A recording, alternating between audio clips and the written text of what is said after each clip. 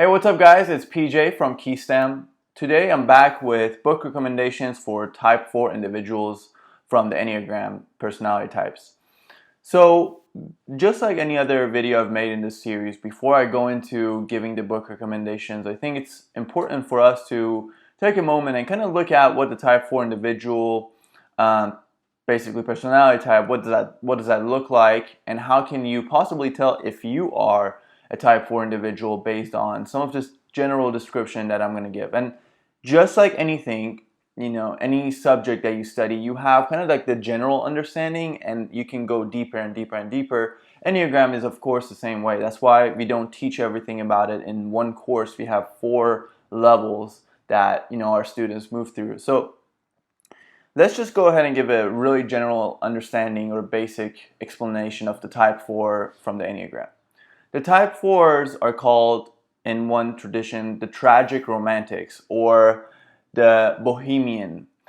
The individualist is another name that they are given. So basically, this is an individual who truly seeks authenticity. They want to be as authentic as possible. They don't really like stereotypical or generalized things. So I actually chose this shirt because I bought it at a thrift store, and thrift stores are, you could call them the campgrounds for type 4 individuals, because they don't want to go to, let's say, Target or Gap. They don't want to go to a general store like that and then buy something that there are 1,000 or 1,000,000 other copies of it made, and so many other people are wearing the same thing. They want to be an individual. They want to be unique. And so they might go to a thrift store and buy, this shirt that I have no idea who made it or where it's from, but it's like unique. I don't see that many other people walking around in this. If you have one, let me know so I can change it to a new one. That's how type 4 would think. And so basically they seek authenticity. They want to be very authentic. Another aspect about the type 4 individuals is that they are so in touch with the realm of emotions. I mean, you can call them the deep divers of the emotional sea. They go deeper than most of us will ever dare to venture, because, emotions, you have let's say, the good or the uplifting emotions like joy, peace, happiness, excitement, those things. But you also have, in that spectrum, you have emotions like sadness, anger, just depression, which is, similar to sadness and depression. You could probably say they're alike, but another name or another aspect of the type 4 individual, the reason I said depression is because melancholy is a feeling that's very familiar to them. I don't want to say they enjoy it necessarily, but they're very comfortable in the emotional state of melancholy. And where does that melancholy come from? A lot of it comes from the fact that they seek to be so unique, but at the same time, there's this underlying feeling of like, I can't ever find people whom I feel like I truly belong with. Like, I can't find a tribe of people who I just feel like they're my people. When you're an individual, and we all should strive to individualize ourselves. Like, for example, type 9s, which is my type, like, we tend to not individualize ourselves enough, right? So what that means is, if we're around certain people, we become just like those people, just like that group. And it's the aspect of like losing your authenticity, losing your individuality. So type 4s are overly individualized. So they're so individualized. So they might like have a hairstyle that nobody has. They might wear clothes that nobody else does. They might listen to music that not that many people do. And then because of that, it gets very difficult for them to find somewhere that they feel like they belong, a group of people that they're like, these are my people. So there's a sadness that comes from that, because ultimately, I was reading a book today, and it was talking about how the saddest thing for an individual is to go to death basically without anybody that they could truly be themselves around, like that they could truly feel like they belong with. That's like one of the saddest things a human being can experience is that, like, on your deathbed, you can't look around and be like, wow, like, I really feel like I belong, in this group. And so there's a big sadness that comes from that. So individuality has a price to pay, and type 4s pay that greatly, probably bigger than all of us, And so the books that I wanted to recommend, and obviously you can, with just like I said, with any Enneagram type, you can get so much deeper. There's so many levels. But if we were to just break it down into a few words, I would say authenticity for type 4s, words that really matter and describe them pretty well. Authenticity, emotional, melancholy, or I don't know if that's a description, but they are very familiar with this feeling of melancholy. And let's just stick with those. And tragic, romantic, and bohemian, I said those names that they are given in some Enneagram traditions, but basically the bohemian is the fact that somebody is like living such a different lifestyle, and then the tragic romantic goes back to the fact that they dive deep in the emotional realm, and they're always looking for that right partner, also in some sense that they're looking for the tribe that they belong to. They're looking for that partner that's like they're gonna feel like they belong with each other. But like a lot of times when they get in a relationship, the moment they get in a relationship, it's almost like that person, that object of attraction now loses, that person of attraction now loses its excitement that got the type 4s excited.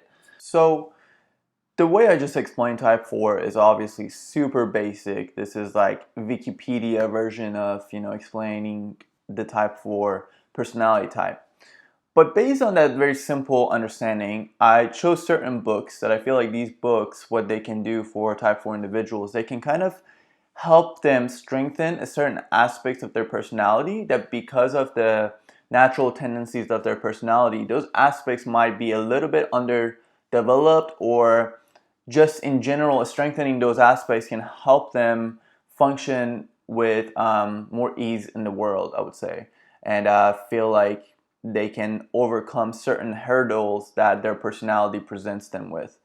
Just like any personality type from the Enneagram, each personality type presents certain obstacles and hurdles and habits and patterns of being that we have to just overcome, or strengthen the parts that are weak.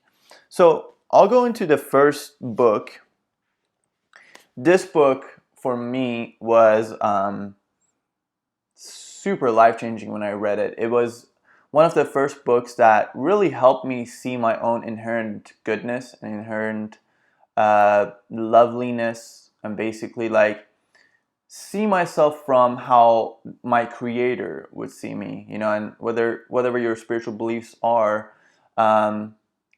in my case, I believe that like I was created by a creator, and that creator loves me, and like put so much love into my creation. And that message, hearing a message like that, it could be so healing for type 4s, because if you feel like there's nowhere that you feel like you belong, there's nowhere that you feel like you feel the absolute love that you desire, excuse me.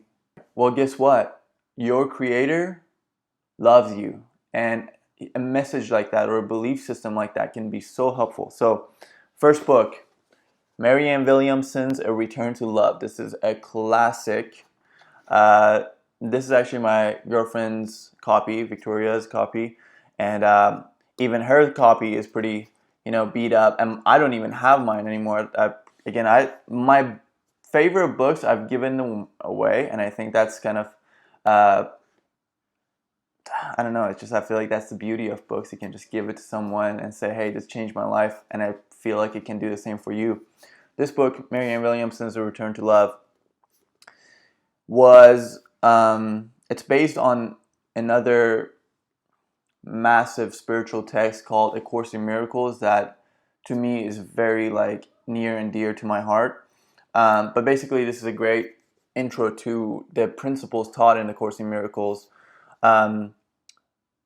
This book really gave me almost like a new operating system of being in the world. And certain books you just read over and over and over again, and over time they change and evolve, and as you evolve, they evolve with you, and they're living, breathing books, and this is definitely one of them. So, and you've probably have heard this quote, and it's been attributed to so many other people like Nelson Mandela, but it's actually from this book. It says, "Our deepest fear is not that we are inadequate. Our deepest fear is that we are powerful beyond measure."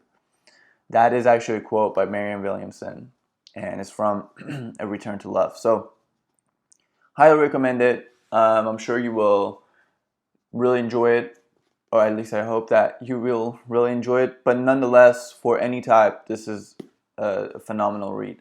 So, second book.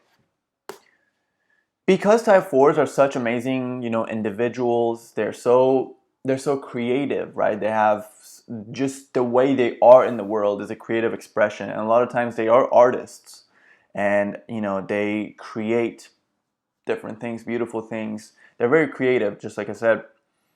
But creativity, one thing I had to find with creativity was that creativity has two ways of manifesting in the world, and you need both. You have the way of you get the flash of inspiration, and then boom, you see the painter that just gets the inspiration, starts painting super quick, and there's this masterpiece.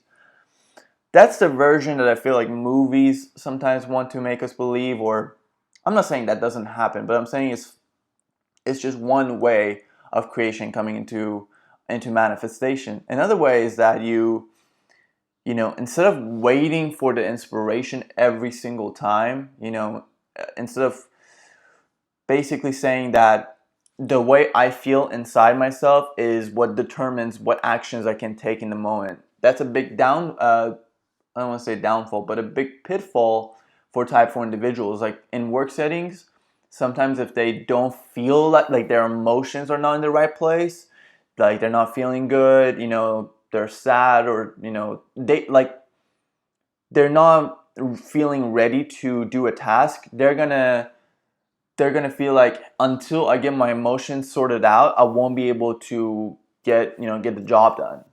And for a lot of people around them, that might seem like a big hindrance in getting stuff done. But this book that I'm going to recommend, it's kind of to help, understand emotions are a beautiful thing. But if emotions control us, then that's not as much of a beautiful thing. They're now our master instead of us being the master, and the emotions just being part of the arena, part of our empire, part of our lives instead of them running us. So this book is to help us get more in touch with that sense of whether the inspiration is here, whether I'm feeling like it or not, I'm gonna do what I need to do today. So for example, shooting these videos, I was inspired with the idea for these videos, but to actually repeatedly come and crank them out, so to speak, get them done, I had to combine structure with inspiration. So just having one is not going to always be helpful. So this book, which actually is the second book, I believe, from a series of books that this author has written, and the first one, which is a must read for anyone that ever tries to do anything creative, and creating our lives is creative, so anyone really. It's called The War of Art by Steven Pressfield, but that's not the book I'm going to recommend today. I'm going to recommend this one because this is really near and dear to my heart. This book in particular is called Turning Pro. Basically, Steven Pressfield in The War of Art, he talks about how he's a writer. He's a famous writer and screenplay writer, and basically he recalls a moment in his life where he kept trying to get projects done and kept failing and kept pushing back his artistic dreams. He would get what he would call shadow callings. It's like a calling that, or a thing that you do that's so close to what you feel in your heart is what you're called to do, but it's not it, and you know that. And so he recalls a moment where everything changed, and he said it was a moment where he went from amateur to a pro.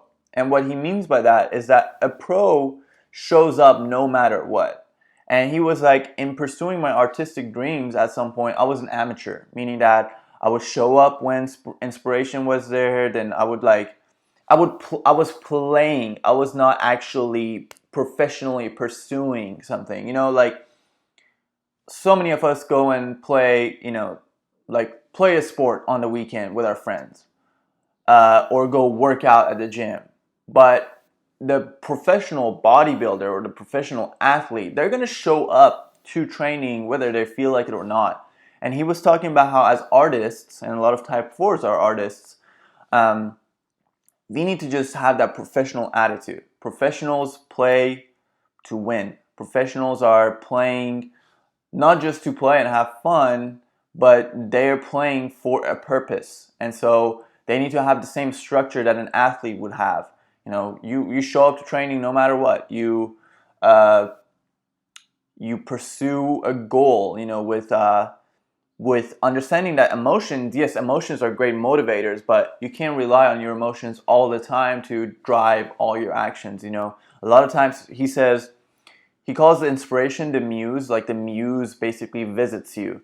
And he says that, you know, the muse, some people think that they have to wait for the muse, the inspiration to visit them. And then once that happens, then boom, they go and do what they need to do, what is their work, as he calls it. But the muse actually honors the person who sits down at their desk and begins working, begins creating, and then the muse sees that they're putting it forward, that effort, and it shows up. And so this was massive for me. I mean, if it wasn't for Stephen Pressfield's books, The War of Art, Turning Pro, Do the Work, all those books in this same series of books that he's written, I probably would not be as far along as I am with creating any sort of anything, you know, whether it's helping create Keystand, whether it's helping create these videos, whether it's anything I've done creatively. If I didn't have some of the principles that he teaches in these books in my mind, I would not have been able to do that. And for type 4s, you are some of the most artistic beings in this world. So who is the recipient of your gifts? We, the customers, the consumers of the art that you create. So you not finishing the work that you start is robbing everybody else from receiving those beautiful gifts of yours. And I've said I would never get a tattoo, but if I do, it's gonna be the last sentence from this book, Turning Pro. He says, "The hero wonders, the hero suffers, the hero returns. You are that hero." And I know that that might not seem like a super massive statement, you know, when it's standalone, but after this whole book, he's basically talking about like, as the artist, as the creator, as a type 4 individual who has gifts to give to this world, you are the hero, and you are capable of giving certain gifts to the world that you have to have the ability to bring them to fruition. To, you know, creating anything is hard. You know, like a woman giving, you know, developing a baby in her womb, like that's work. But then there's the miracle of birth, and you know, giving birth is painful and it's messy and it's hard and it causes suffering, you know, but when the fruit of that birth is given, it's so joyful, you know, everybody's happy. It's like that gift truly brightens the world, you know. And so basically type 4s being so creative, like any creative endeavor, like the fruits of that endeavor are gonna come from dedicated effort and dedicated discipline, plus the intuition, plus the inspiration, and all those things. So that's for specifically the super artistic type 4 individuals, but I feel like most type 4s have some sort of creative outlet. So the next books, I actually don't have physical copies. I've listened to audiobook versions. This book is by, I think, Kamal Ravikant, I believe. Yes, Kamal. because he has a brother. His name is Naval Ravikant, and they both have phenomenal content out online. But Kamal's book is called Love Yourself Like Your Life Depends on It. And this book was really helpful for me. I read it at the beginning of 2020, which was when I kind of realized I don't love myself enough. It's like I'm too hard on myself, and like I didn't really notice it, and people around me notice it more. It's like I could be very critical of myself and now, like, understanding the Enneagram, I feel like it's that one wing of me, because I'm a 9, and so my wings are 8 and type 8 and type 1. And so that one wing, I feel like it's a perfectionist, and it's the self-critical part of me. And it's always about, like, you can do better, you can be better, you can do greater things, which is good to an extent, right? But it can also go south. So I realized that through some of the observations that my friends had of me. And then I stumbled upon this book. This book was super helpful. It's literally what the name implies. Love yourself like your life depends on it, because this man in the book, this whole book is almost like it's not really a biography, but it shows his journey from hitting rock bottom, really just like in a really bad place. And for a lot of type 4s, it's not that they've hit rock bottom, but they know what that feels like because they've explored so many different feelings. And a lot of times they might dwell in that melancholy, sad, depressed like place.